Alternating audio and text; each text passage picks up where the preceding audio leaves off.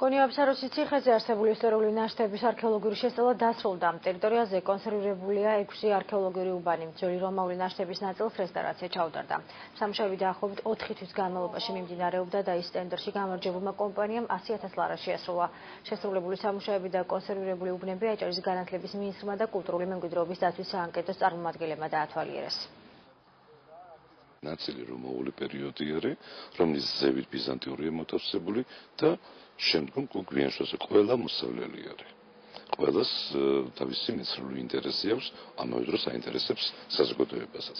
ანუ ეს უბანი ჩვენთვის ადრე ცნობილი იყო აბანოს უბნის სახელით, იმიტომ რომ იქ ესეთი კომპლექსი იყო აბანოებისა და არქეოლოგიური გათხრების შედეგად აღმოჩენილი უბნების კონსერვაცია, რაც უკვე ხელშეუწყობს აღმოჩენილი უბნების შენახვას და მის შემდგომისათვის უკვე ისტორიულად იქნება დაცული და შენახული. შესაბამისად წელს უკვე ჩაუტარდა 5 არქეოლოგიურ უბანს კონსერვაცია, რესტავრაცია და მიმდინარეობდა ბოლო 4 თვის განმავლობაში. აღნიშნული პროგრამა კვლავ გაგრძელდება აჭარის კულტურული მემკვიდრეობის დაცვის სააგენტოს მიერ.